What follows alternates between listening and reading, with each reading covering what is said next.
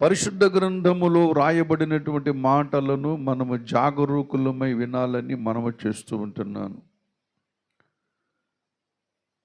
దేవుని సన్నిధికి వస్తూ ఉంటున్నప్పుడు, దేవుని సన్నిధికి వెళుతూ ఉంటున్నప్పుడు మన జీవితములో ఒక పిక్చర్ కనబడుతూ ఉండాలి. ఎప్పుడూ కూడా ఒక పిక్చర్, ఒక అనుభూతి మనకు కలుగుతూ ఉండాలి. దేవుని మందిరానికి వెళ్తానంటే ఆవరణములోనికి వెళుతున్నాను. ఇదివరకు మీకు చాలాసార్లు చెప్పాను, మళ్ళా మీకు గుర్తు చేస్తూ ఉంటాను. ప్రత్యక్ష గుడారమును ఎప్పుడు కూడా మర్చిపోకూడదు. దేవుని మందిరమునికి వెళుతున్నామంటే నీ మైండ్లో, నీ ఆలోచనలో ఆదివారం ఎక్కడికి వెళ్తున్నావు అన్నమాట, ప్రత్యక్ష గుడారములోనికి వెళుతూ ఉంటున్నాను. గుడారం అనే మాటకు అర్థం ఏంటంటే దేవుని సన్నిధి, దేవుడు నివసించే చోటు అని అర్థం.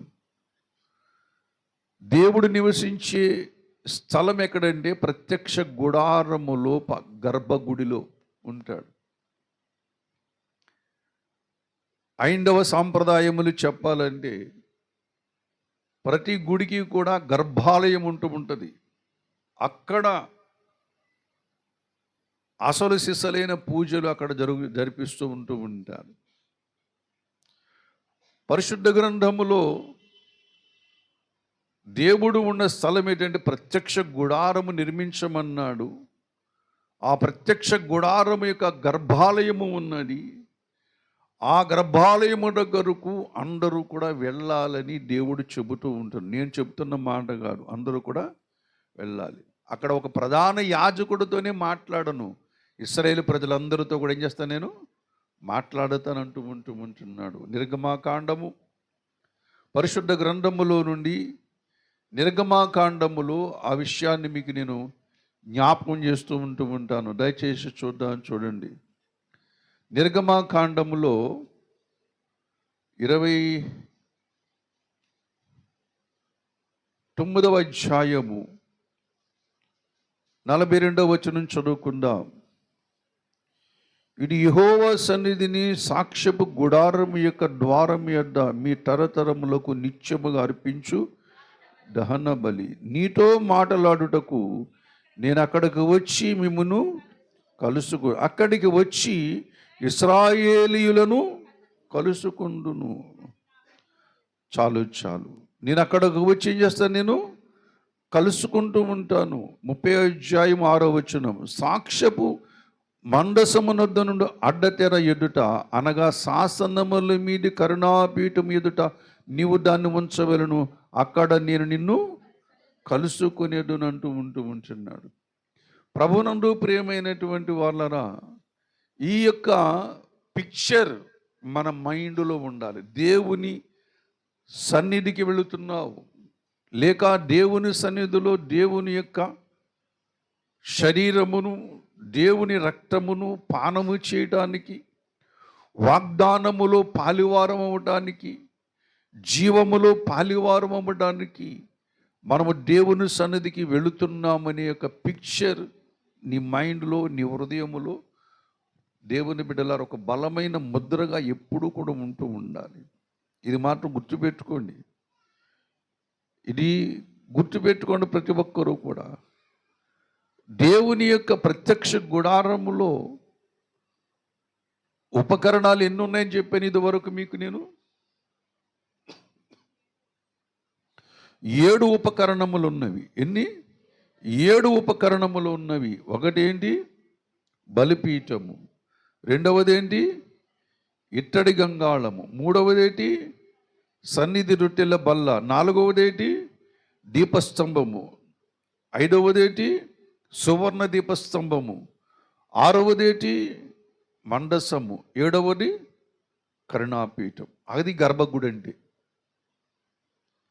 ఇన్ని దాటుకుని మనం అక్కడికి వెళ్ళాలి. హల్లెలూయా. ఈ అన్నిటిలో కూడా మనకు దేవుడు చెప్పినటువంటి అనుభవాలు, దేవుడు చెప్పినటువంటి సంగతులు మన జీవితంలో. అప్పుడు గర్భగుడిలోకి వెళితేనే ఆ రోజు దేవుని ప్రభువు దినమనబడినటువంటి రోజును నీ జీవితంలో ఫుల్ఫిల్ అయినట్టు లెక్క. ఈ అనుభవంలో ఏది లేకపోయినా సరే, నువ్వు దేవుని మందిరానికి వెళ్ళినా ఒకటే, దేవుని మందిరానికి వెళ్ళకపోయినా ఒకటే. కానీ దేవుని మందిరమునకు వెళ్ళటం అనగా కరుణాపీఠము దగ్గర నీ ప్రభువుని కలుసుకోమని చెబుతూ ఉండే ఇశ్రాయేలు ప్రజలు, నేను కలుసుకుంటాను, నీవు కూడా ఏం చేయాలి? కలుసుకోవాలి. బైబిల్ గ్రంథములో యేసుప్రభు త్వరగా వస్తున్నాడు. యేసుప్రభు త్వరగా వస్తున్నాడు. మనం ఏం చేస్తాం? ఆయన ఎదుర్కోవడానికి ఏం చేయాలి? సిద్ధపడాలి. వస్తే రానివ్వండి, చూద్దామని అనుకుంటారు కొంతమంది. అటువంటి వాళ్ళకి దొంగ వలె వస్తాడు. దేవుని బిడ్డలు ఆయన వస్తున్నాడు, మనం ఎలా ఉండాలంట? సిద్ధంగా ఉండాలి. ఆయన వస్తున్నాడు, మనము కూడా ఆయన ఎదుర్కోవడానికి. అంటే నీ ప్రయత్నం ఉండాలి, దేవుడు చెప్తున్న మా ప్రయత్నం కూడా ఉండాలి. రెండు కూడా ఉండాలి. కాబట్టి దేవుని కరుణాపీఠము దగ్గరకు చేరుకోవాలంటే, దేవుడు ఎక్కడికి రావాలంటే కరుణాపీఠము దగ్గరకు రావాలి. నీవెక్కడికి రావాలి? కరుణాపీఠము చేరుకోవడానికి వెళ్ళాలి. ఇటు దేవుని ప్రయాస ఉన్నది, నీ ప్రయాస కూడా ఉండాలి. దేవునికి ఆసక్తి ఉన్నది, నీ కూడా ఏముండాలి? ఆసక్తి ఉండాలి. ప్రభువును దేవునికి విశ్వాసం ఉన్నది, నిన్ను పరిశుద్ధుడిగా చేయాలని. అలాగే నీకు కూడా ఏముండాలి? విశ్వాసం ఉండాలి. హల్లెలూయా. దేవునికి విశ్వాసం ఉండాలని చెప్పానని ఆశ్చర్యపోకండి. దేవుడు విశ్వాసమునకు కర్త. అంటే ఆయన పేరే విశ్వాసం. సృష్టికర్త అంటే సృష్టిని పుట్టించినవాడు. సృష్టి ఎవరిలో ఉంది? ఆయనలోనే ఉన్నది. విశ్వాసం కర్త అంటే విశ్వాసం ఎవరిలో ఉంది? ఆయనలోనే ఉన్నది. అంటే ఇప్పుడు దేవునికి విశ్వాసం ఉన్నదా లేదా నేను పరిశుద్ధంగా చేస్తానని? విశ్వాసం ఉన్నది కనుకనే దేవుని బిడ్డలారా ఆయన కలువరి శిలువ మీదకు వచ్చి, భూమి మీదకు వచ్చి, కలువరి శిలువలో మానవులందరి కొరకు తన రక్తమును చిందించి, మరణించి, తిరిగి లేచి, మరలా తిరిగి మన కొరకు ఏం చేస్తున్నాడు? రాబోతూ ఉన్నాడు. గనుక ఆయనకున్న విశ్వాసం ఇప్పుడు ఎవరికి ఉండాలి? పరిశుద్ధపరుస్తాను అన్నాడు దేవుడు. పరిశుద్ధపరచబడాలి అనే కోరిక ఎవరికి ఉండాలి? మనకు ఉండాలి. ఏమండి? పరిశుద్ధపరుస్తాననే ఆలోచన ఎవరికి ఉన్నది? తీర్మానం దేవునికి ఉన్నది. పరిశుద్ధపరచబడాలనే కోరిక ఎవరికి ఉండాలి? మనకు ఉండాలి. ఈ కోరిక ఉన్నప్పుడు ఈ పిక్చర్ మన మైండ్లో ఉంటుంది అన్నమాట. వెళ్ళాను, కూర్చున్నాను, విన్నాను, వచ్చేసాను అని చెప్పుకునేది కాదు దేవుని మందిరం. దేవుని మందిరమునకు వెళ్ళిన తర్వాత నేను ఒక విషయాన్ని నేర్చుకున్నాను. దేవుడు మానవులతో మాట్లాడేవాడు. దేవుని సన్నిధిలోకి వెళ్ళిన తర్వాత ఎలా వెళ్ళాలో కూడా చెబుతూ ఉన్నాడు. దేవుని సన్నిధికి వెళ్ళిన దేవునితో మాట్లాడకుండా మనం రాకూడదు. హన్నా ఎంతసేపు ఉందో మనకు తెలియదు. ఆ యొక్క షిలోహులో ఉన్నటువంటి ఆ మందిరములో ఎంత సమయం ఉందో మనకు తెలియదు. కానీ ఆమె ఎక్కెక్కి పశ్చాత్తాపడి ఏడుస్తూ ఉంటున్నది. లోపల దుఃఖముతో ఉన్నది. అమరాలకించేంత వరకు దుఃఖముతోనే ఉన్నది. దేవుని దగ్గర జవాబు పొందుకున్న తర్వాత షిలోహు మందిరమును విడిచిపెట్టి తన ఇంటికి వెళ్ళినది. దేవుని బిడ్డలారా, ఈ యొక్క ఆలోచన మనకి ఎప్పుడు కూడా ఉంటూ ఉండాలి. అబ్రహాముకు దేవుడంటే అమితమైనటువంటి ఇష్టం. అబ్రహాముకు దేవుడంటే అమితమైన ఇష్టం. అబ్రహాము మోకరించి ప్రార్థన చేస్తున్నాడంటే, దేవుని బిడ్డలారా, దేవుడు రావాలి వచ్చేంత వరకు ఆయన ప్రార్థనలో లెగడు. వచ్చేంత వరకు ప్రార్థనలో లెగడు. ప్రార్థన చేస్తున్నప్పుడు దేవునికి ఇంక చాలే అబ్రహాము అని చెప్పేసి దేవుడు ఇంటికి వెళ్ళిపోవాలి తప్ప అబ్రహాం మాత్రం అక్కడి నుంచి లెగడు. విశ్వాసుల తండ్రి ఎవరి తండ్రి అయినా? విశ్వాసుల తండ్రి అంటే ఎవరి తండ్రి? ఎవరి తండ్రి? మన తండ్రి. ఎవరు మన తండ్రి? అబ్రహాం మన తండ్రి. అబ్రహాము దేవుని దగ్గరకు వచ్చి ప్రార్థన చేస్తున్నప్పుడు మొర ఆలకించి సర్లే అబ్రహాం నేను వెళ్ళిపోతున్నాను అని చెప్పేసి వెళ్ళిపోయేవాడు తప్ప, దేవుడు వెళ్ళిపోతే వచ్చేవాడు తప్ప, దేవుడు వెళ్ళకుండా అబ్రహాము ప్రార్థన నుంచి బయటకు వచ్చేవాడు కాదు. మరి అబ్రహాము పిల్లలమని చెప్పుకుంటున్న మనస్థితి ఎలా ఉంది? ఏమండి, మనం ఎవరు? విశ్వాసుల తండ్రి. మన తండ్రి ఎవరు? అబ్రహాము. మరి అబ్రహాము అంటే ప్రార్థన జీవితం కలిగి ఉంటే మనం ఎటువంటి ఆయన పిల్లలంగా మనం ఎలా ఉండాలి? అబ్రహాము కొడుకు ఇస్సాకు. ఇస్సాకు కూడా ఏం ప్రార్థనాపరుడే. ఇస్సాకు కూడా ఏం చేస్తున్నాడు? ప్రార్థనాపరుడే. మరి దేవుని పిల్లలమైన మనం ఎలా ఉండాలి? ఆదికాండము చూడండి దయచేసి, 18వ అధ్యాయం 33వ వచనం చదువుకుందాం. 18:33. యెహోవా అబ్రహాముతో మాట్లాడుట చాలించి వెళ్ళిపోయాను. అబ్రహాము తన ఇంటికి ఎవరు వెళ్ళిపోయారు? ముందు యెహోవా తన ఇంటికి వెళ్ళిపోయాడు. తర్వాత అబ్రహాం ఏం చేస్తున్నాడు అంటే ప్రార్థన చాలించుకున్నది ఎవరు? ప్రార్థన చాలించింది ఎవరు? దేవుడు. ప్రార్థనలో, ఆ ప్రార్థన సన్నిధిలో ఉన్నది ఎవరు? అబ్రహాము. దేవుడు లేనప్పుడు ఇంక అక్కడ నేను ఉండి ఏం ప్రార్థన చేస్తాను, తిరిగి ఇంటికి వచ్చేసాడు. ఇప్పుడు దేవుని పిల్లలమైనటువంటి మన జీవితంలో, ప్రభునందు ప్రియమైనటువంటి దేవునితో సహవాసం చేస్తున్న మన బ్రతుకులో మన ప్రార్థన జీవితం ఎలాగ ఉంది? అబ్రహాము పిల్లలని చెప్పుకున్నాము, కానీ ఎంత సమయం దేవుని దగ్గర మనం గడపగలుగుతూ ఉంటున్నాం? దేవుని సన్నిధులు ఎంత సమయం మనం గడపగలుగుతూ ఉంటున్నాం? అంత ఈ దినాలలో ఎక్కడ చూసినా సరే ఇదే అడావుడి కనబడుతూ ఉంటున్నది. వెళ్ళాలి, వచ్చేయాలి, ఎక్కువసేపు ఉండకూడదు. అలాగ మనం అలవాటు చేసుకున్నాం. అలాగ మనం లోకములో ఉన్న సమయాన్ని సిద్ధపరుచుకున్నాం. అలాగ మనం దానికి అలవాటు పడిపోయాం. దేవుని బిడ్డలారా, కానీ బైబిల్ చెబుతూ ఉంటున్నది, దేవుని మందిరముకి వెళ్తున్నప్పుడు ఈ అనుభవం నీకు ఉండాలి. ఏంటంటే మొట్టమొదటి ఎక్కడికి వెళ్ళాలి మనం? ఇత్తడి గంగాళము ఉన్నది. ఆ అనుభవం దాటుకుని మనం కడుగుకోవాలి. ఇత్తడి గంగాళము తర్వాత బలిపీఠం ఉన్నది. బలిపీఠము దాటుకుని ఎక్కడికి వెళ్ళాలి? ఇత్తడి గంగాళము. బలిపీఠము దగ్గర పాపక్షమాపణ పొందుకొని బలిపీఠము దగ్గరికి వెళ్ళాలి. దేవుని దగ్గర విరిగి నలిగిన మనసుతో దేవుని దగ్గర క్షమాపణలు వేడుకొని దేవుని చేత కడగబడిన తర్వాత దేవుని సముఖపు రొట్టెల దగ్గరకు మనము వెళ్ళాలి. ఆ రొట్టెల సముఖము దగ్గరికి వెళ్ళిన తర్వాత దీపస్తంభం అనేది ఉన్నది. దీపస్తంభం ఉన్నది. ప్రభునందు ప్రేమ సువర్ణ ధూప వేదిక కూడా ఉన్నది. ఈ అనుభవాలు దాటుకున్న తర్వాత 6వ అనుభవం ఏంటంటే మండసము కనబడుతూ ఉంటుంది. ఏం కనబడుతుంది?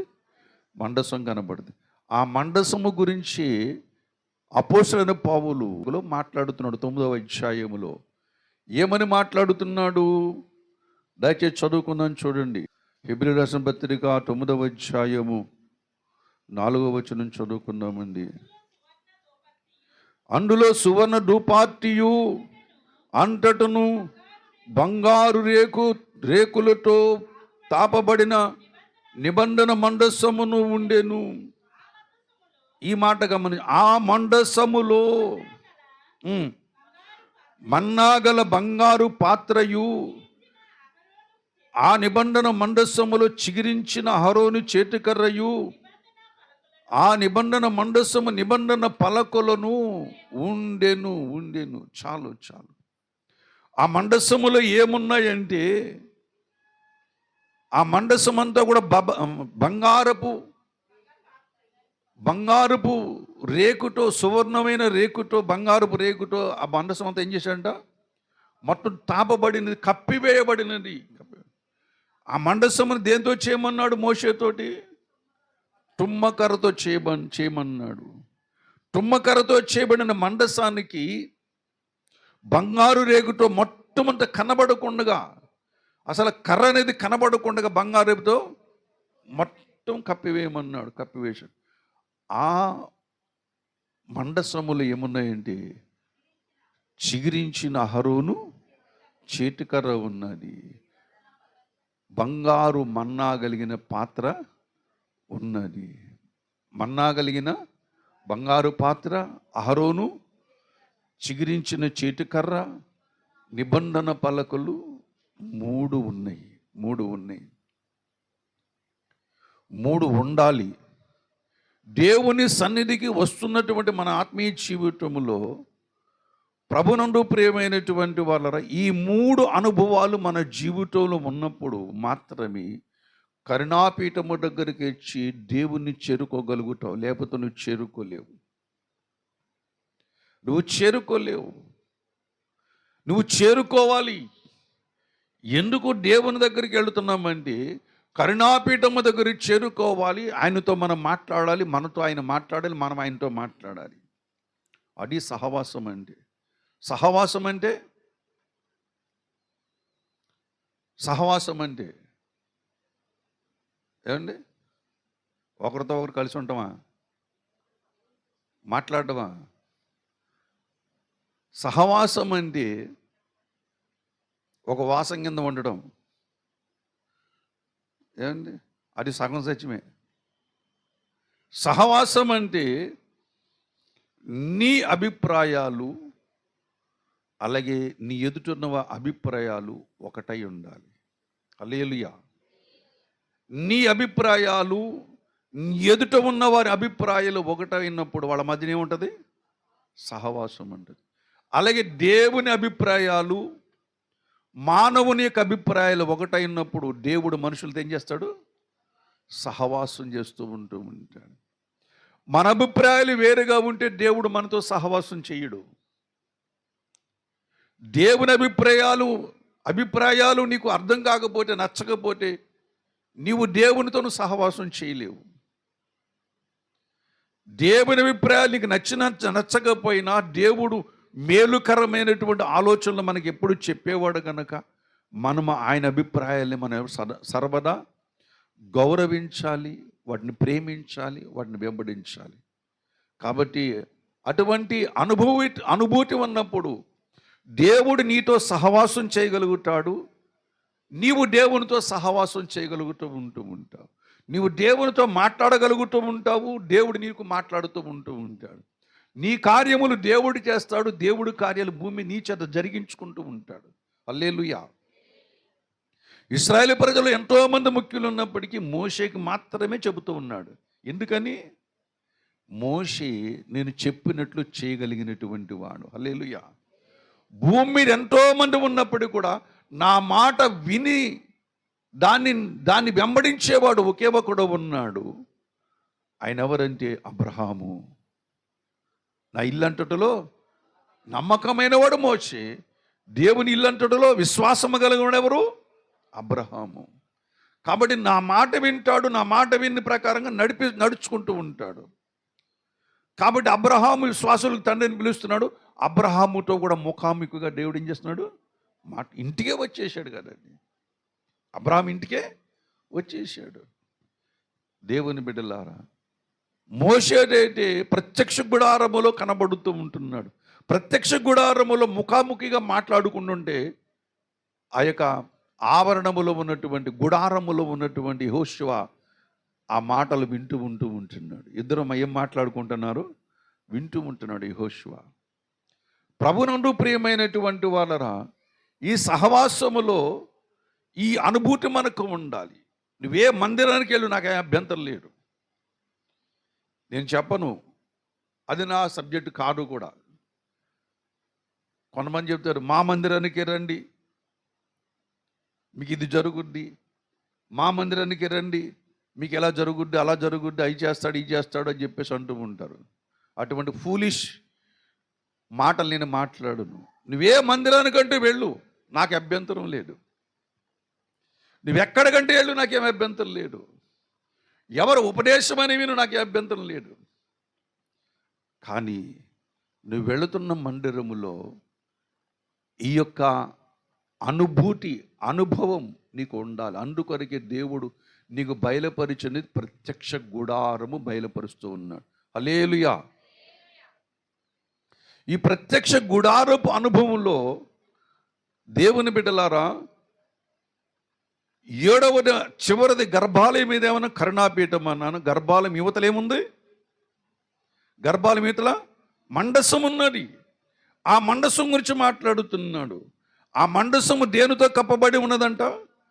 బంగారు రేకుతో పొడగబడి ఉన్నది, కప్పబడి ఉన్నది.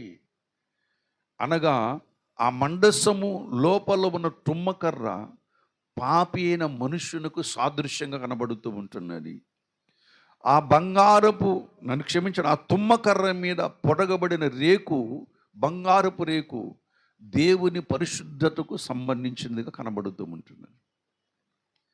దేవుని దగ్గరకు వెళ్ళాలంటే దేవుని పరిశుద్ధతను ధరించుకొని, లేక దేవునిటిని ధరించుకొని ఆ కరుణాపీఠము దగ్గరకు మనం ఏం చేయాలి? వెళ్ళాలి. దేవుని బిడ్డలారా, ఎక్కడికి లోకములో చెప్పుకున్న మాట ప్రకారం చెబుతూ ఉంటున్నాను. కాసేపు మరలా బయటకు వస్తున్నాను, నేను లోకంలోకి వస్తున్నాను. లోకములో ఈనాడు గుడులు, గోపురాలు చాలా ఉన్నాయి. అక్కడికి ఎలాగైనా వెళ్ళొచ్చు. ఒక స్నానం చేస్తే చాలండి, ఆ నదిలోకి వెళ్ళి స్నానం చేసి మంచి బట్టలు కట్టుకుని వెళ్ళిపోయి ఎక్కడికైనా వెళ్ళొచ్చు. కానీ యేసు దగ్గరకు మాత్రం అలా రావడానికి వీల్లేదండోయ్. ఆయన ఊరుకోడైనా. యేసు ప్రభు దగ్గర అలా రావడానికి వీల్లేదు. చాలా కండిషన్స్ ఉన్నాయి. ఆయన పాపుల దేవుడే, కానీ ఆయన పరిశుద్ధుడు. పాపుల దగ్గరకు వచ్చినటువంటి వాడు. కానీ అదే పాపులు తన దగ్గర రావాలంటే ఇదిగో ఈ కండిషన్స్ అప్లై చేస్తున్నావు. నువ్వు వచ్చేసావు కదా, మళ్ళీ మా కండిషన్ ఎందుకంటే, నేను వచ్చాను, నిన్ను ప్రేమించి వచ్చాను, నిన్ను రక్షిద్దామని వచ్చాను, నిన్ను విమోచిద్దామని వచ్చాను, నిన్ను కాపాడదామని వచ్చాను. కాబట్టి నువ్వు నా దగ్గర రావాలంటే ఇదిగో కొన్ని కండిషన్స్ పెడుతున్నాను, నీ పనులు చేయమంటూ ఉంటాడు. ఏం పనులు అయ్యి? కష్టమైన పనులా? దేవుడు ఆయనే నమ్మమంటున్నాడు. కష్టమైన పనా? కాదు కదా. నా విశ్వాసం ఉంచమని చెప్తున్నాడు. కష్టమైన పని, డబ్బులతో పెట్టుకోనాలి పని కాదు కదా. విశ్వాసం, అవును యేసు ప్రభు దేవుడు, అవును ప్రభువా నీవే దేవుడవు, నీవే సృష్టికర్తవు, నమ్ముతూ ఉన్నాను. బాప్టిజం తీసుకో. ఏం తీసుకోమన్నాడు? డబ్బులతో కొనాలా? ప్రయాసపడాలా? తీర్థయాత్రలు చేయాలా? అవసరం లేదు కదా.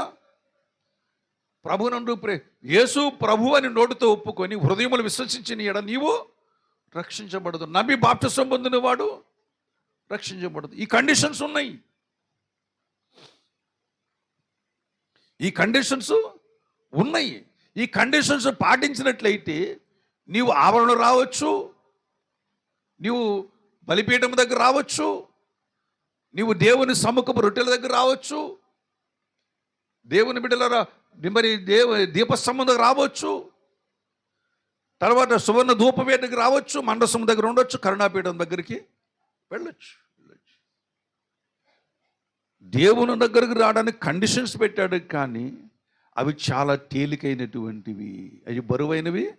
ఆ యేసు ప్రభువు ఏమన్నారు? నా కాడి తేలికైనది, సులువైనది అంటూ ఉంటున్నాడు. కాబట్టి మీరు నా కాడి ఎత్తుకునే యెద్ద నేర్చుకోండి అంటూ ఉంటున్నాడు.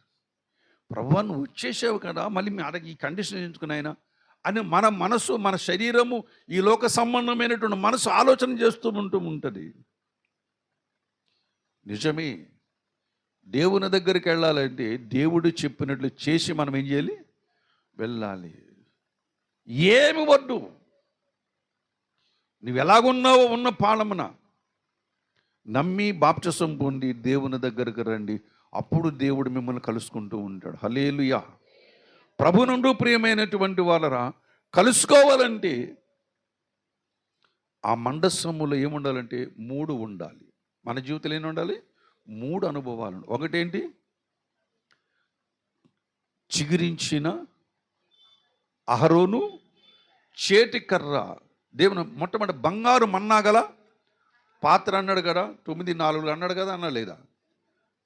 ఏమండి? కాదు కాదు కాదు. ఆ మండసములో మన్నాగల బంగారు పాత్ర. ఆ మండసంలో ఏమి ఉండాలంట? బంగారు పాత్ర ఉండాలని చెప్పేసి అంటున్నాడు. బంగారు పాత్ర దేనికి సాదృశ్యం? మండసములో బంగారు పాత్ర ఉండాలి. బంగారు పాత్ర దేనికి సాదృశ్యం అంటే, నువ్వు దేవుని మండసం అనుకున్న కాసేపు మనమే తుమ్మకర్ర, మన మీదేమో పొరుగుబడి ఉంది, బంగారు రేకు పొరుగుబడి. బంగారు దేనికి సాదృశ్యం చెప్తున్నాను? పరిశుద్ధతకు. ఎందుకంటే పరిశుద్ధత లేకుండా వాడు ప్రభుని చూడలేడు, మాట్లాడలేడు కనుక. కాబట్టి బంగారు రేకు పొరిగాడు దాని మీద, మన మీద తన నీతి వస్త్రములు కప్పాడు. మన మీద ఎవరి వస్త్రాలు? నీతి వస్త్రాలు కప్పాడు. యాకోబు మీద ఏశావు వస్త్రాలు కప్పినట్లుగా మన మీద ఏం చేశాడు? ఇప్పుడైనా తన నీతి వస్త్రములు కప్పాడు. నిజంగా ఒరిజినల్గా ఏశావులు ఎవరు? ఏమండి? మనమే. ఒప్పుకుంటాం మనం? ఏశావులు మనమును ఒప్పుకుంటే దేవుడు తన నీతి వస్త్రాలు కప్పుతాడు. లేదు, నేను యాకోబు, నీ నీతి మంతుడని చెప్పుకున్నాం అనుకోండి, నీ నీతి వస్త్రాలు తీసి ఇంకొకటి ఉడుతాడు. ఇంకొకటి ఏం చేస్తాడు? తొడుగుతూ ఉంటూ ఉంటాడు. దేవుని బిడ్డలారా, ఇక్కడ చూసినట్లయితే మన మీద తన నీతి వస్త్రాలు ఏం చేస్తున్నాడు? కప్పుతూ ఉంటున్నాడు. హల్లెలూయా.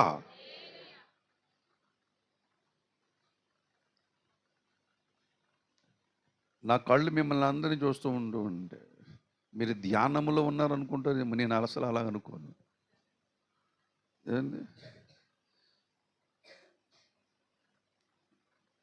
దేవుని స్వరం మీకు వినబడుతున్న నిద్రపోవద్దు. ఐటుకులా ఉండొద్దు. ఐటుకులు ఎవరు ఇక్కడ ఉండొద్దు. ఐటుకులు ఉన్నారు అనుకోండి, కిటికీ నుంచి ఏం చేశాడు? పౌలు వాక్యం చెప్తుంటే కిటికీలోంచి దబ్బని కింద పడిపోయింది.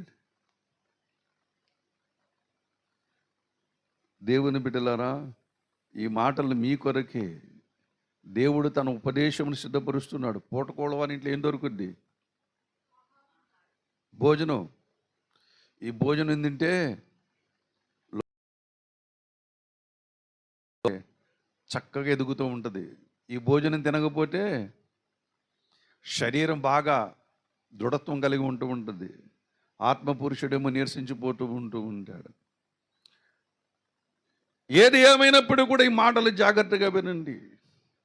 దేవుని నీటి వస్త్రం మన మీద కప్పాడు కనుక ఆ మండసము అనుభవంలోనికి మనం వస్తూ ఉంటున్నాం. పరిశుద్ధత లేకుండా ఎవడు ప్రభుని చూడడు. 2వ తిమోతి రాసిన పత్రిక 2వ అధ్యాయం 22. 2వ తిమోతి రాసిన పత్రిక 2వ అధ్యాయం 22 వచనం. నీవు యవనేచ్ఛల నుండి పారిపొమ్ము,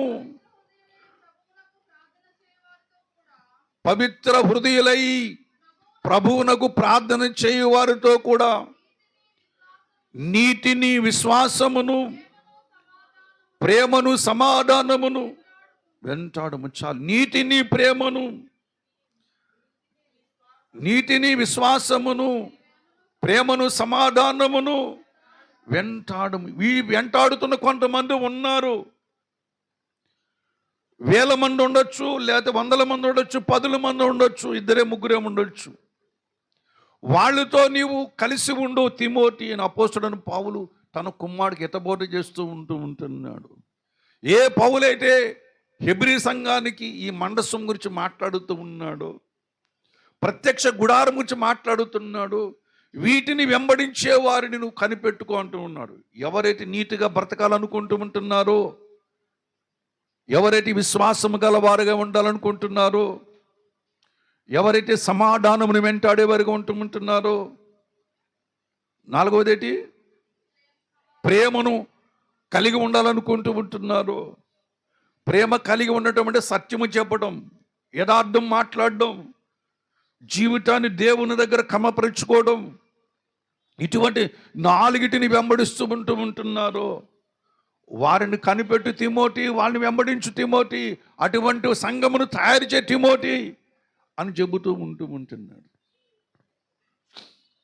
ప్రభునందు నాకు అత్యంత మిక్కిలి ప్రియమైనటువంటి వాళ్ళరా, ఈ అనుభవం నీ జీవితంలో ఉన్నదా అని పరిశుద్ధాత్మ దేవుడు అడుగుతూ ఉంటున్నాడు. ఈ అనుభవం, ఈ కాన్సెప్ట్, లేకపోతే ఈ ఆలోచన, లేకపోతే ఈ పిక్చర్ నీలో ఉన్నదా అని అడుగుతున్నాడు. నువ్వు మండసములో ఉన్నావా? మండసము దగ్గర ఉన్నావా లేదా? బంగారు రేకుల చేత తాపబడిన మండసములో నీవు ఉన్నావా లేదా? ఉంటే పరిశుద్ధ జీవితం ఉన్నదా లేదా? పరిశుద్ధ జీవితములో ప్రేమ ఉండాలి, విశ్వాసం ఉండాలి, సమాధానం ఉండాలి.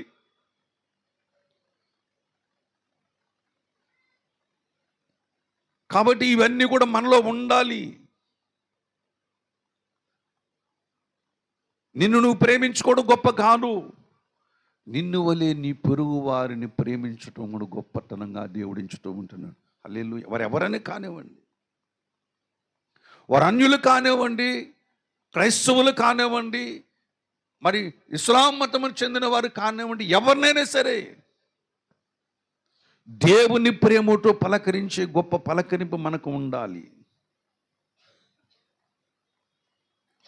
దేవుని ప్రేమతో పలకరించే గొప్ప పలకరింపు ఉండాలి. జాతి, మతము, ప్రాంతము, రంగు, భేదమని ఏలుపెట్టి తిరస్కరించకూడదు. అది లోకము చేసేదా పనులు, మనం చేయకూడదు. మీరు పలానా, మీరు జాతి పలానా, మీ ఊరు పలానా, మీ పేరు పలానా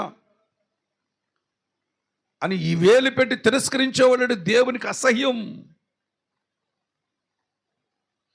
అందరినీ పుట్టించిన వాడు, అందరికీ పంచభూతములు పంచి ఇచ్చిన, ఏ భేదము లేకుండా అందరికీ పంచభూతములు పంచి ఇచ్చినటువంటి వాడు. అందరూ సమానంగానే ఊపిరి పీల్చుకుంటూ ఉంటున్నారు. నీ గుండె ఎన్నిసార్లు కొట్టుకున్నదో నీ పక్కవాడు గుండె కూడా అన్నిసార్లే కొట్టుకుంటూ ఉంటున్నాడు. నువ్వు ముక్కుటి ఎంత ఊపిరి తీసుకుంటున్నావు, ఎంత ఊపిరి విడుస్తున్నావు, నీ పక్కవాడు కూడా అంతే ఊపిరి అంతే పీల్చుకుంటున్నాడు, అంతే విడిచిపెడుతూ ఉంటున్నాడు. సృష్టిని అంతటిని సమానంగా ఇచ్చినప్పుడు మరి దేవుని పిల్లలమైనటువంటి మనము మండసము దగ్గర ఉన్నట్టు చెప్పుకుంటున్నటువంటి మనము వేలు పెట్టి తిరస్కరించడం దేవుని దృష్టికి అన్యాయము కాదు, దోషము కాదు. అందరినీ ప్రేమించే సమదృష్టి మనకు ఉండాలి. మళ్ళా చదవండి 2 తిమోతి 2వ అధ్యాయం 22వ వచనం. నీవు యవనేచ్ఛల నుండి పారిపోము, పవిత్ర హృదయులై ప్రభువునకు ప్రార్థన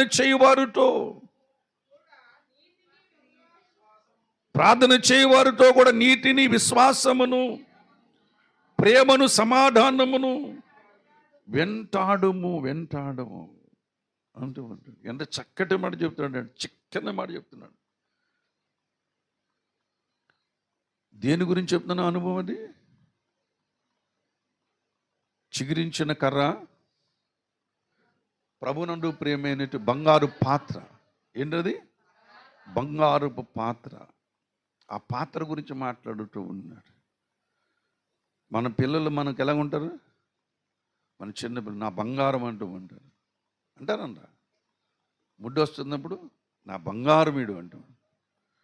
దేవుని బిడ్డలారా, దేవుడు కూడా మనల్ని కూడా అంతగానే చూస్తున్నాడు. మేలిమి బంగారం అంటూ ఉంటున్నాడు. మనం బంగారం చెప్పుకుంటున్నాం. మనం ఏం చెప్తున్నాడు ఆయన? మేలిమి బంగారం. మరి ఎన్ని క్యారెట్లు వేస్తారో మనకు తెలియదు. అది దేవుని దగ్గర స్వచ్ఛమైన బంగారం ఎవరు అంటే ఆయన రక్తము చేత కడగబడినటువంటి మనమే దేవునికి మేలిమి బంగారం. మేలిమి బంగారం పాడైపోయింది అనుకోండి, బంగారం పాడవుతుంది లోకంలో, కానీ మేలిమి బంగారం పాడైపోద్ది ఆధ్యాత్మిక ప్రపంచంలో. కొండ పెంకులో తయారైపోతుంది. అందుకని విలాప వాక్యాలండి, మేలిమి బంగారముతో పోల్చదగిన సియోను ప్రియ కుమారుడు ఎట్లు కుమ్మరివాణి చేసిన కొండ పెంకులుగా మారిపోయారంటూ ఉంటాడు. తన స్వరక్తమిచ్చి కొనుక్కున్నటువంటి బిడ్డలు ఎందుకు లోకములకు వెళ్ళిపోయారు?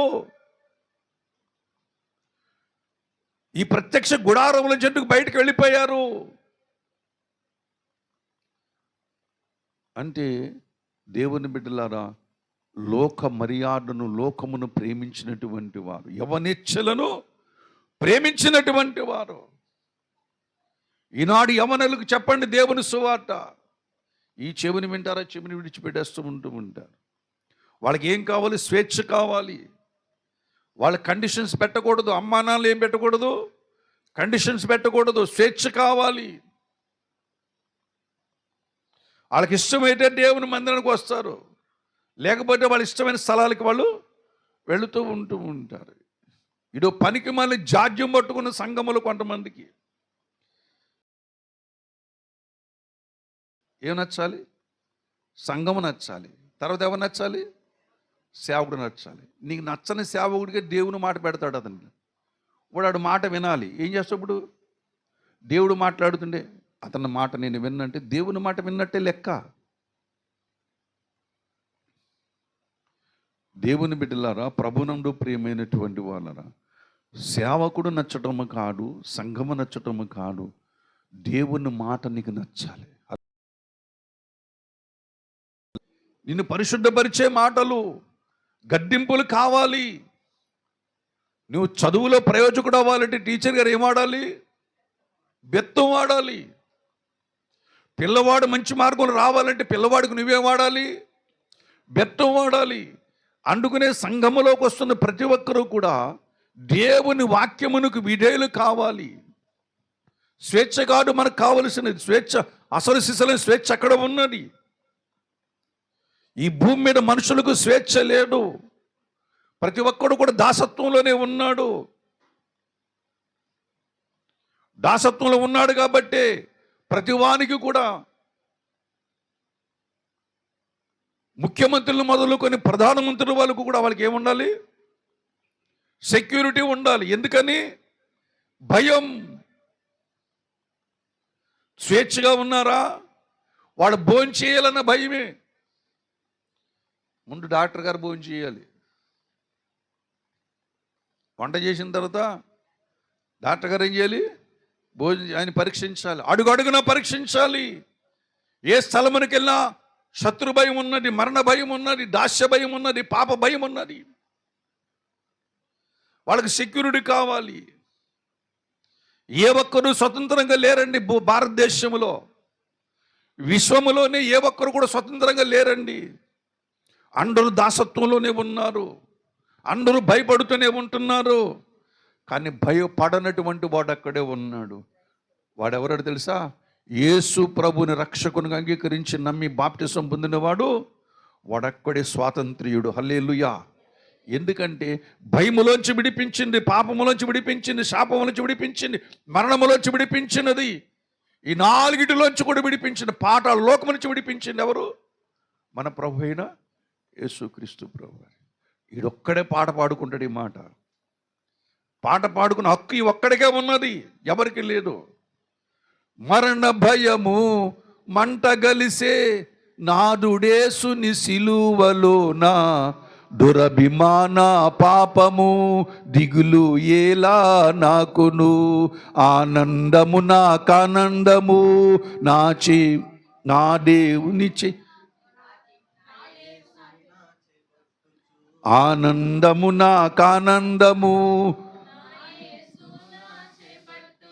దినాదినంబు నడుతును, దిగులు ఏలా నాకు. ఇవొక్కడే పాడుకుంటాడు క్రైస్తవుడు. అక్కడే మరణము కూడా ఆనందమే, శ్రమ కూడా ఆనందమే, సింహాలు బోను కూడా ఆనందమే, ఛేదనము కూడా ఆనందమే. ఎందుకని? దేవుని బిడ్డలారా, ఈడు ఈ సంఖ్యలలోంచి ఎక్కడికి వెళ్తున్నాడు? నిత్యమైన ఉనికి పట్టుల దగ్గరికి వెళ్ళిపోతూ ఉంటున్నాడు. స్వాతంత్ర్యము కలిగినటువంటి రాజ్యములోనికి వెళ్ళిపోతూ ఉంటున్నాడు. హల్లెలూయా. కాబట్టి దేవుని బిడ్డలారా, దేవుని దగ్గరకు వస్తున్నప్పుడు మనము దేవునికి లోబడుతూ మన విశ్వాస జీవితములో తిమోతి రాసిన పత్రికలో ప్రేమను అవలంబించాలి, నీతిని అవలంబించాలి. దేని కొరకు ప్రయాసపడాలి? నీతి కొరకు ప్రయాస. యోబు యొక్క ప్రయాస అంతా దేని కొరకు? నీతి కొరకే. ఎన్ని శ్రమలు పడ్డా సరే నా నీతి నన్ను విడిచిపోలేదంటూ ఉంటాడు. హల్లెలూయా. నా నీతి నన్ను విడిచిపోలేదంటూ ఉంటాడు. ఎన్ని నష్టాలు వచ్చినా, ఎన్ని కష్టాలు వచ్చినా, ఎన్ని శోధనలు వచ్చినా, కఠిన బాధలే వచ్చినా దేవుని నీతి యోబుని ఏం చేయలేదు. ఎందుకంటే దాన్ని ప్రేమించాడు కాబట్టి ఆ నీతి యోబుని ఏం చేసింది? వరించినది ధరించింది అనుకోండి పని. కాబట్టి ప్రభునందు ప్రియమైనటువంటి వాళ్ళరా, దేవుని మందసము దగ్గర ఉన్నటువంటి నీ జీవితంలో, దేవుని మందసము దగ్గర ఉన్న నీ జీవితంలో ఇక్కడ చెబుతూ ఉంటున్నాడు ఏంటంటే, మరి బంగారు మన్నాగల బంగారు పాత్రగా నీ హృదయం నీ హృదయములోంచి వచ్చినటువంటి స్తుతి ధూప నైవేద్యములు దేవుని దృష్టికి అంగీకారముగా ఉండాలి. నీవెవరమైనా సరే ఈ పరిశుద్ధ జీవితాన్ని ప్రేమించమనుకో, నీ స్తుతిని ధూపముగా ఆయన స్వీకరిస్తూ ఉంటాడు. నువ్వు సాంబ్రాణి వెలిగించవలసిన పని లేదు, నువ్వు అగరొత్తులు వెలిగించవలసిన పని లేదు, నువ్వు ధూప దీప నైవేద్యములు అర్పించవలసిన పని లేదు. నీ నోటిలోంచి వస్తున్నది స్తుతి ధూపము. హల్లెలూయా. నీ నోటిలోంచి వస్తుంది స్తుతి ఆరాధన వస్తూ ఉంటున్నది. బంగారు పాత్ర, ఆ పాత్రలోంచి స్తుతి ఆరాధన రావాలి. హల్లెలూయా. దేవుని బిడ్డలారా, మొట్టమొదటి అనుభవం ఏంటంటే మన్నాగల బంగారు పాత్ర అని చెప్పేసి మాట్లాడుతూ ఉంటున్నాడు. దేవుని బిడ్డలారా, అటువంటి పాత్రలు భూమి మీద ఉన్నారా అంటే ఉన్నారు. మదర్ తెరీసా గారు ప్రేమతో నింపబడినటువంటి వ్యక్తి. దేవుని బిడ్డలారా, భారతదేశము చేత ప్రశంసించబడినటువంటి స్త్రీ, దేవుని ప్రేమను చాటుదామని భూమి మీదకి వచ్చి మన దేశం వచ్చి మన దేశ పౌరుల యొక్క కుష్ఠరోగములు, కుష్టి వ్యాధిని, వాళ్ళ గాయాలు కట్టి కడిగినటువంటి గొప్ప మహాతల్లి ఆ మదర్ తెరీసా. ప్రేమతో నింపబడింది, నీతితో నింపబడింది, ప్రభువును సమాధానం వెంటాడింది. దేవుని బిడ్డలారా, అటువంటి స్త్రీ, విశ్వాసముతో నింపబడినటువంటి స్త్రీ. హల్లెలూయా. కాబట్టి ఇంకోటి చెప్పుకోండి, ఒక పేద చిన్న అమ్మాయి ప్రపంచానికే ప్రభునందు ప్రియమైనటువంటి గొప్ప ఆశీర్వాదాలు పంచిపెట్టినటువంటి చిన్న అమ్మాయి. ఆ అమ్మాయి పేరేం పేరు? Idea scholar. ఏమండి? ఒక చిన్న అమ్మాయి ఉంది, ప్రేమతో నింపబడిపోయింది.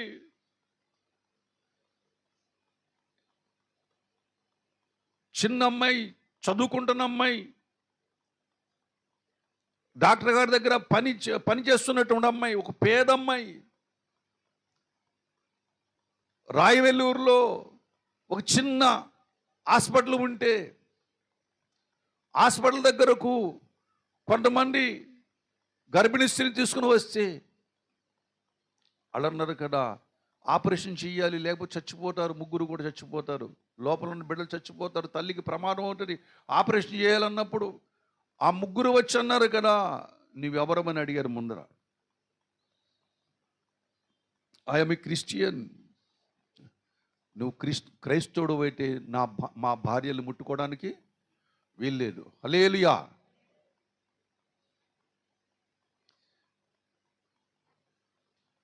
మా భార్యలను మీరు ముట్టుకోవడం ఎందుకు? మీరు క్రైస్తవులు ముట్టుకోకూడదు. లేదండి, చచ్చిపోతారండి వాళ్ళు, ఆపరేషన్ చెప్పి చచ్చిపోతారని చెప్పినప్పుడు, చచ్చిపోతే చావని, ముట్టుకోవడానికి వీలేదన్నారు. ఆ పరిస్థితి అంతా కిటికీలో చూస్తుంది ఈ అమ్మాయి. చూస్తూ ఉంటున్నప్పుడు కొద్ది సమయానికి ముగ్గురు తల్లులు, ముగ్గురు బిడ్డలు చచ్చిపోయారు. తర్వాత కొంతకాలానికి డాక్టర్ గారు కూడా చనిపోయాడు. చనిపోయే ముందు ఈ అమ్మాయికి కొంచెం డబ్బు ఇచ్చాడు, ఒక 30,000 అంటే ఇచ్చాడు చనిపోయే ముందు. ఈయనకి వెనక ఎవరు లేదు. అప్పుడు ఈ అమ్మాయి ఏం చేసిందంటే, చదువుకొని ఆమె నర్సింగ్ చేసుకుని చిన్న డిస్పెన్సరీ పెట్టుకోండి, ఫస్ట్ ఎయిడ్ డిస్పెన్సరీ కింద. అది అలాగ పెరిగి సిఎంసి కింద తయారయ్యింది, క్రిస్టియన్ మెడికల్ సెంటర్. ఏమండి? రాయవెల్లూరు. నా చిన్నతనంలో చెప్పు, ఎవరికైనా పెద్ద జబ్బు వస్తే, ఏంటి, ఇంచుమించు 60 సంవత్సరాల కిందట మాట చెప్తున్నాను మీకు, నేనన్న మాట చెప్తున్నాను. ఎవరికైనా పెద్ద జబ్బు వస్తే వాడిని రాయవెల్లూరు తీసుకుపోండి రా బాబు అనేవారు. ఆ రాయవెల్లూరులో పెద్ద హాస్పిటల్ నిర్మించింది ఎవరు? ఐడియాస్ స్కాలర్స్ అండ్ క్రిస్టియన్ దాని బ్రాంచ్లు ఎన్నో ఉన్నాయి, ప్రపంచంలో ఉన్నాయి, మన దేశంలోనే ఉన్నాయి. వాటిలోనే ఫస్ట్ గుండె ఆపరేషన్ జరిగింది, దాంట్లో కుష్ఠరోగ ఆపరేషన్ జరిగింది, దాంట్లో ఎముక ఆపరేషన్ జరిగింది, క్యాన్సర్ ఆపరేషన్ అక్కడ ఫస్ట్ జరిగింది, నర్సింగ్ ఫస్ట్ అక్కడ ప్రారంభించింది, అక్కడే నర్సింగ్ ప్రారంభించింది అక్కడే. అన్నిటికీ మూలమైపోయింది ఎవరు? Ideas scholar. ఐడియాస్ స్కాలర్ దేవుని ప్రేమతో నింపబడకపోతే రాయవెల్లిరు సిఎంసి ఉండేదా ఉండదా?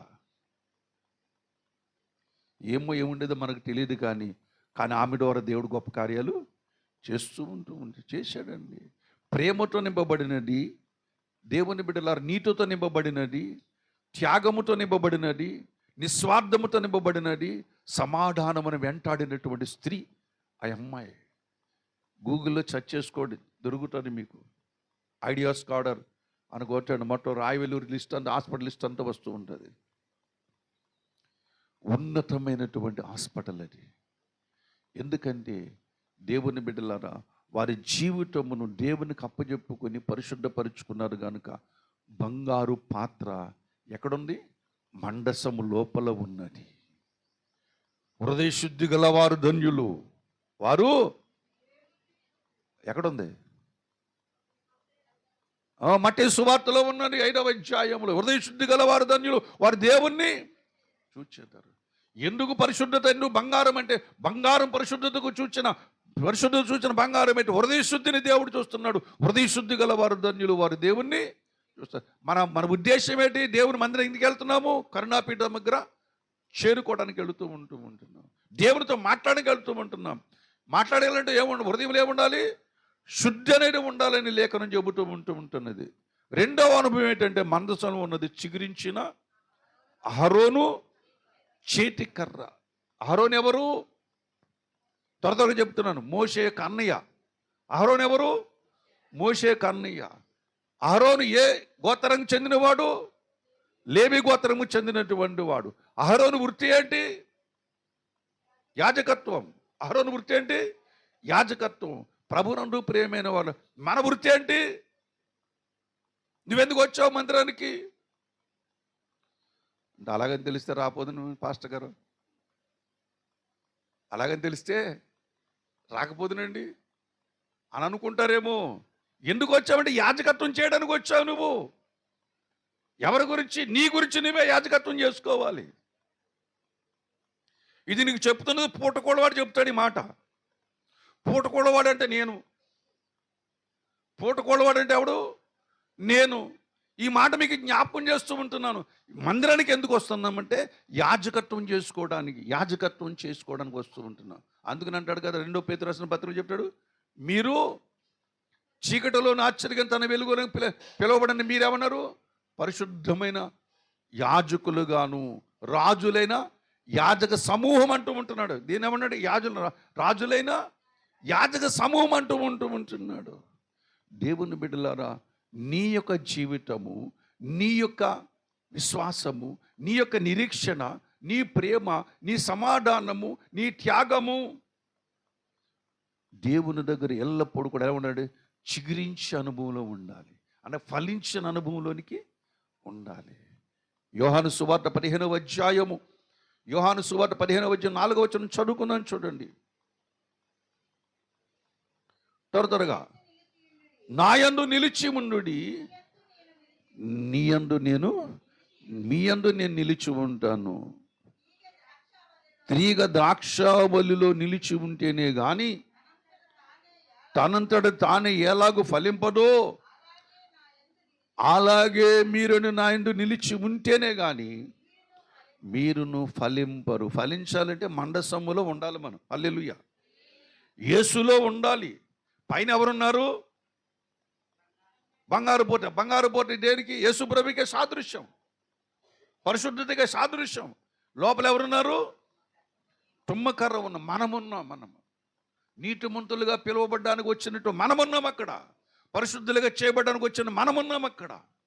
పరిశుద్ధులుగా చేయగలడం ఆయనకి సాధ్యం, నీతిమంతులుగా చేయడం ఆయనకి సాధ్యం, మనకు సాధ్యం కాదు. కనుక ప్రభునందు ప్రియమైనటువంటి వాళ్ళరా, ఫలించుటనగా దేవుని లోపల ఉండాలి. హల్లెలూయా. ఎక్కడ ఉండాలి? దేవునిలో ఉండాలి, క్రీస్తులో ఉండాలి. యేసు క్రీస్తులో ఉంటేనే మన జీవితము వికసిస్తూ ఉంటుంది. మదర్ తెరీసా అలాగే ఉన్నారు, యేసేపు అలాగే ఉన్నాడు, దానియేలు అలాగే ఉన్నాడు, ఎస్తేరు అలాగే ఉన్నది, మొర్దెకాయి అలాగే ఉన్నాడు. దేవుల్లో వాళ్ళు ఏం చేశారు?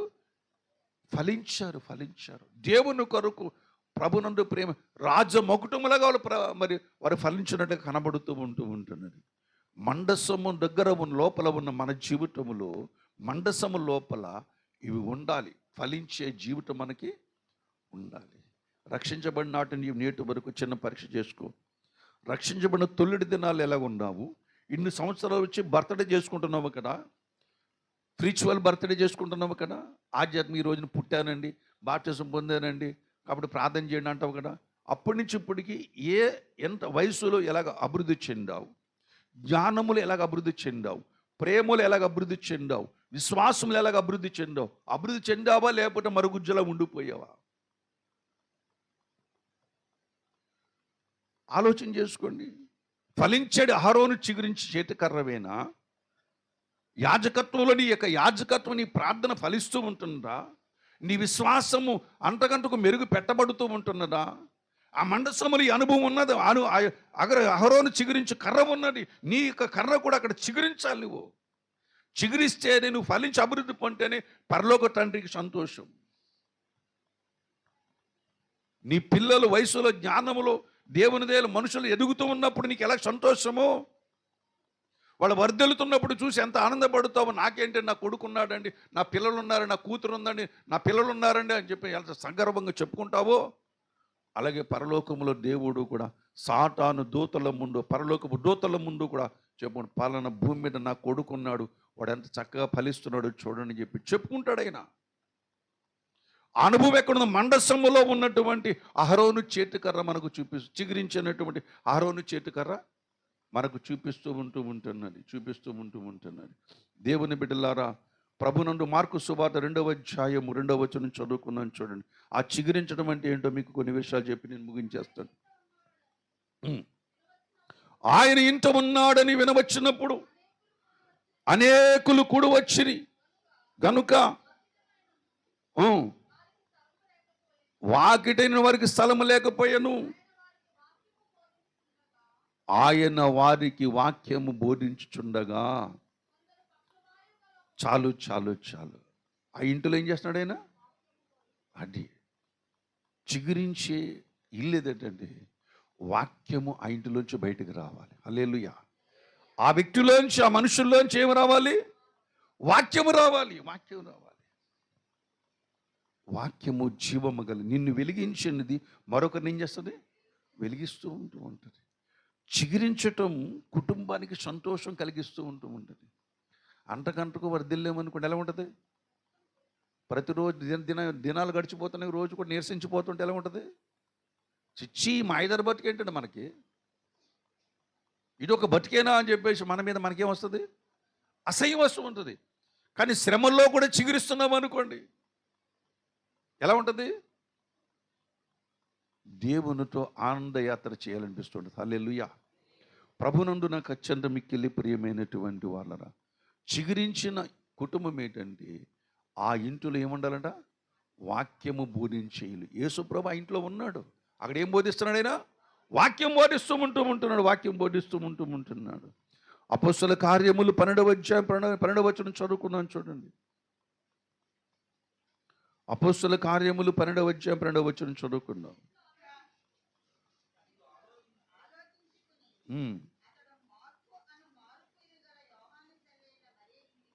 మరి ఏంటికి వచ్చాను?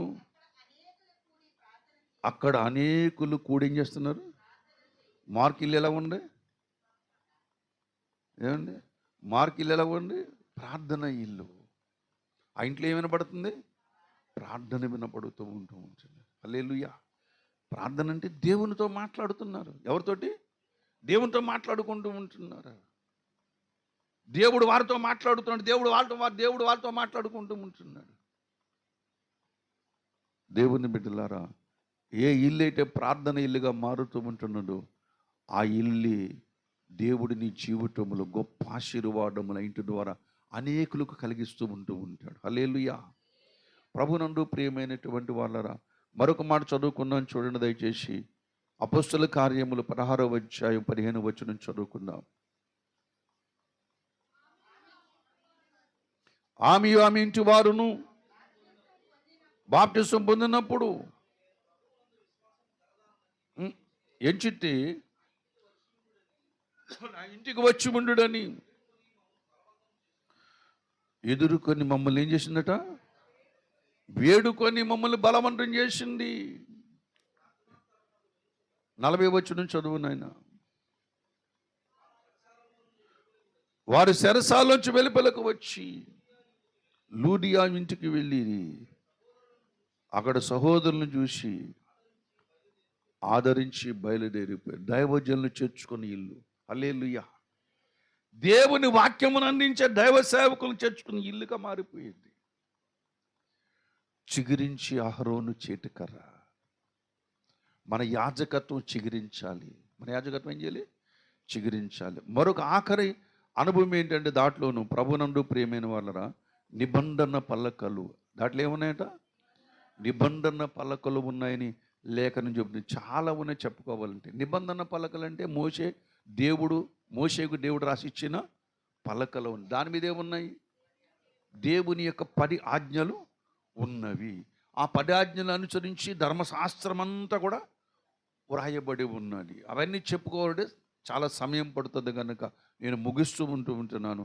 ప్రభునందు ప్రియమైనటువంటి వాళ్ళరా, ఆ నిబంధనలు ఎక్కడ రాశాడంటే, ఇప్పుడు రాతి పలకల మీద రాయలేదు, మన హృదయం అనే పలకల మీద ఏం చేశాడు? రాశాడు. హృదయం అనే పలకల మీద రాశాడు కాబట్టి దేవుని బిడ్డలారా, మందసము లోపల ఉన్నాయి. ఎక్కడున్నాయి? మన లోపల ఉన్నాయి. ఎక్కడున్నాయి? మన లోపల ఉన్నవి. దేవుని బిడ్డలారా, ఈ మండసం దీని అంతటి గురించి ఏమన్నా గుడారములో ఉన్నాయి. దీని అంతటి మీద ఏముంది? గుడారం. గుడారం అంటే అర్థం ఏంటి? గుడారం అంటే అర్థం ఏంటి? దేవుని నివాస స్థలం. దేవుని నివాస స్థలం ఏది? గుడారం. ఆ గుడారం ఏది? 2వ కొరింథీ రాసిన పత్రిక 5వ అధ్యాయం 1వ వచనం చదవండి. అక్కడ 2 గుడారాలు కనబడతాయి. 2వ కొరింథీ 5, భూమి మీద మన గుడారమైన ఈ నివాసము శిథిలమైపోయినను చేతి పని కాక దేవుని చేత కట్టబడినదియు నిత్యమైనదేనైనా నివాసము పరలోకమందు మనకున్నదని ఎరుగుదము. ఈ గుడారం అంటే ఈ భూ సంబంధమైన గుడారం అనగా నీ దేహము శిథిలమైపోతాడు. కానీ ఈ దేహములో కానీ ఆ దేవుని నివాసం నీలో నివసింపబడినట్లయితే శిథిలమైపోయిన సరే నిత్యమైన గుడారములోనికి ఏమవుతుంది? మనం అక్కడికి వెళ్ళిపోవాలి. దీని కొరకు దేవుడు మనల్ని ఏం చేస్తున్నాడు? సిద్ధపరుస్తున్నాడు. ఈ గుడారమును పాడు చేసింది ఎవరంటే దేవుని బిడ్డలను మొట్టమొదటి ఆదాం పాడు చేశాడు. ఎవరు పాడు చేశారు? మన ఆది తండ్రి ఆదాం పాడు చేశాడు. కడపటి ఆదాముని యేసుక్రీస్తు దీన్ని ఏం చేస్తున్నాడు? బాగు చేస్తూ ఉన్నాడు. హల్లెలూయా. దేవుని బిడ్డలారా, ఈ ఆదాము ద్వారా ఏమేమైతే పోగొట్టుకున్నామో మరి తిరిగి సంపాదించుకోవచ్చు. ఈ ఆదాము ద్వారా ఏమేమి పోగొట్టుకున్నామో ఈ కడపటి ఆదాము ద్వారా అన్నీ కూడా మనం ఏం చేయొచ్చు? తిరిగి సంపాదించుకోవచ్చు. ఈ ఆదాము మనకి ఏంటంటే ఒక వీలునామా రాశాడు. హల్లెలూయా. ఏం రాశాడు? కడపటి ఆదాము వీలునామా రాశాడు. వాడికి ఏమో వాడికి మొత్తం రాసి ఇచ్చేశాడు. మొదటి ఆదాయం ఎవరికి రాసి ఇచ్చాడు? సైతాను గాడికి మొత్తం రాసి ఇచ్చేసాడు. భూమిని అంతా మొత్తం పంచభూత అన్ని కూడా ఏం చేశాడు? ఎవరికి? మనుషులందరినీ కూడా వాడికి ధరాతత్వం చేసేసాడు. మీకు దాసులం, ఓ లూసిఫర్, ఇక్కడి నుంచి నీకు దాసులం అని చెప్పి రాసి ఇచ్చేసాడు. యేసు ప్రభుని కూడా దాసుడిగా చేసుకుందాం మనం వచ్చాడు. మనం కాబట్టి దాసులం. ఆయన దాసుడు అవుతాడా? అందరూ ఆయనకే దాసులు అవ్వాలి. హల్లెలూయా.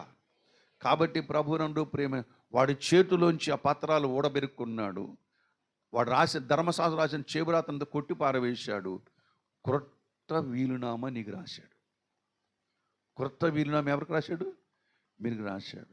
ఆదాము ఏమైతే పోగొట్టువన్నీ కూడా మీకు నేను అందుకనే పౌలు అంటాడు, సమస్తమును ఎవరు అంట? ఏ సమస్తమును దేవునివి. ప్రభునందు ప్రియమైనటువంటి వాళ్ళరా, 1 కొరింథీ రాసిన పత్రిక 3వ అధ్యాయం 21 వచనం చదువుకుందాం చూడండి. కాబట్టి ఎవడును మనుషులు నశింపకూడదు, సమస్తమును మీవి. పౌలైనా పొల్లైనా కేఫాయినా లోకమైనను జీవమైనను మరణమైనను ప్రస్తుతమందున్నవైనను రాబోవునవైనను సమస్తమును మీవి. మీరు క్రీస్తు వారు, క్రీస్తు దేవుని వాడు. ఇది వీళ్ళనామలో సారాంశం. సమస్యను ఎవరే? మనవే. ఎప్పుడు మనవే? మండసములు ఇవి ఉండాలి. నీ మండసములో, నీ హృదయమనే మండసములో ఇది ఉండాలి. బంగారు మన్నాగల పాత్ర ఉండాలి. అహరోను చిగురించిన చేతుకర్ర ఉండాలి.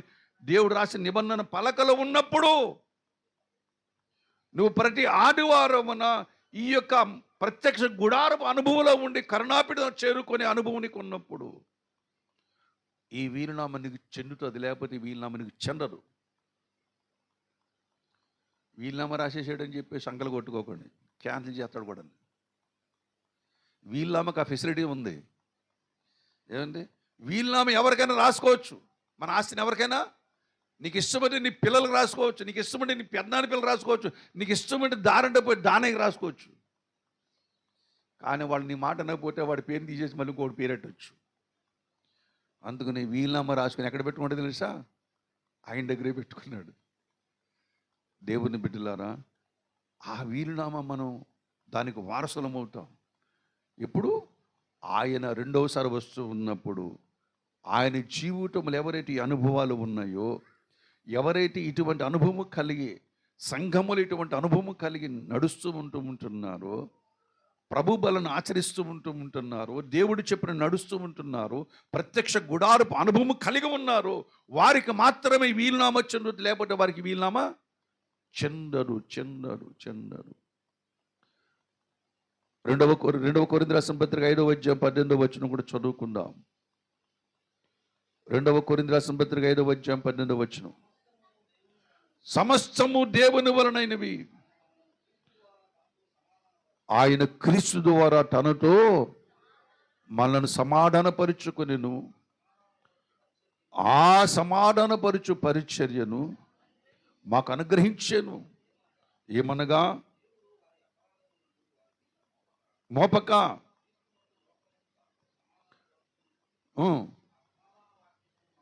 ఆ సమాధాన వాక్యమును దేవుడు మాకు అప్పగించను. ఆ వీలునామాలను సారాంశం చెప్తున్నాడు అక్కడ. ఆ వీలునామాలను సారాంశం చెప్తున్నాడు. ఆ వీలునామాలు ఉంటే ఆస్తి చెప్తున్నాడు. ఆ వీలునామా ఎవరికి రాశాడు కూడా అక్కడ చెబుతూ ఉంటున్నాడు. దేవుని బిడ్డలారా, అందుకని అన్నాడు కదా, నా తండ్రి చేత ఆశీర్వదించబడిన వాళ్ళారా, లోకము పుట్టినది మొదలుకొని మీ కొరకు సిద్ధపరచబడిన వాటిని స్వతంత్రించుకోండి. కడపటి ఆదాము చెబుతూ ఉంటున్నాడు. కాబట్టి మన ఆత్మీయ జీవితంలో ఈ అనుభవం కలిగి ఉందాం. ఈ అనుభవం దేవుని యొక్క ప్రత్యక్ష గుడారపు అనుభవం కలిగి ఉందాం. అనుభవాల్లో 7వ దాని ముందు ఉన్న అనుభవం ఏంటి? మండసం. 7వది ఏంటి? కరుణాపీఠ. 7వ దాని ముందు ఉన్న అనుభవం ఏంటి? మండసం ముందున్న అనుభవం ఏంటి? మండసం ముందున్న అనుభవం సువర్ణ ధూపవేదిక ముందున్న అనుభవం ఏంటి? ఏమండి? దీపస్తంభం ముందున్న అనుభవం ఏంటి? దేవుని సముఖపు రొట్టెల బల్ల. ప్రభునందు ప్రియమైనటువంటి వాళ్ళ దీపస్తంభం తర్వాత రొట్టెల బల్ల, దేవుని సన్నిధి రొట్టెల బల్ల ముందు అనుభవం ఏంటి? ఏంటి? ఇత్తడి గంగ ముందు అనుభవం ఏంటి? బలిపీఠం తర్వాత ఏంటి? బలిపీఠం తర్వాత ముందు అంటలేదు, మళ్ళీ ముందుకు వెళ్తున్నాను. ఇక్కడ నేను వెనక్కి వచ్చాను, ముందుకు వెళ్తాను. బలిపీఠం తర్వాత ఏంటి? ఇత్తడి గంగాళం తర్వాత దేవుని సముఖపు రొట్టెల బల్ల. రొట్టెల బల్ల తర్వాత ఏంటి?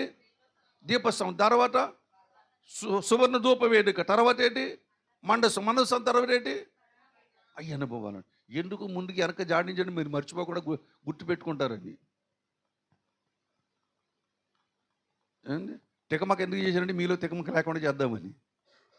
గుర్తుపెట్టుకోండి. నువ్వు దేవుని మందిరానికి వెళ్తున్న ఈ అనుభవాలు ఉన్నప్పుడు ఏ సంఘానికి వెళ్ళు, ఈ అనుభవం లేకపోతే ఏ సంఘానికి వెళ్ళినా సరే నీ రక్షణ దండగా. దేవుడు నన్ను లెక్కడితే అక్కడ చెప్తాను, దేవుని సింహాసనం ముందు నేను లెక్క చెప్తాను దీని గురించి. ఏరా ఎందుకు చెప్పారు ఈ మాట, బుద్ధి లేనోడు అంటే, ఇదిగో ప్రభు ఈ కారణాన్ని బట్టి ఈ వాక్యాన్ని బట్టి నేను చెప్పాను చెప్తాను. అక్కడ చెప్పడానికి అవకాశం ఉంది ఇక్కడ. కాబట్టి ప్రతి ఒక్కరూ కూడా ఇటువంటి అనుభవం కలిగి మనల్ని మనం పరీక్ష చేసుకొని ప్రభు యొక్క శరీరములు, ప్రభు యొక్క రక్తములు మనం ఏం చేయాలి, పాలు పంపులు పొందినప్పుడు అప్పుడు నీ యొక్క స్తుతి ధూప నైవేద్యం ఏం చేస్తాడైనా అంగీకరిస్తాడు. నువ్వు చేసిన ప్రార్థన ఆయన సన్నిధికి చేరుకుంటాయి. ఏడో రోజు చెప్తాడు, అమ్మా నీ ప్రార్థనలు దేవుని సముఖమునకు జ్ఞాపకార్థముగా చేరినమంటూ ఉంటాడు. ఈ అనుభవంలే ఉండాలి మనకి. యేసుప్రభు వచ్చేంత వరకు ఈ అనుభవంతోనే మనం బ్రతకాలి, భూమి మీద జీవించాలి. కొన్న ఊపిరి వరకు కూడా ఈ అనుభవంతోనే ఉండాలి. ఇది స్వచ్ఛమైన క్రీస్తు యొక్క బోధను మీకు బయలుపరుస్తున్నాను. చెవిగలవాడు వినుగాక. దేవుడి మాటలు మనం విని కూడా దీవించునుగాక. ప్రార్థన చేసుకుందాం. తల్ల వంచండి.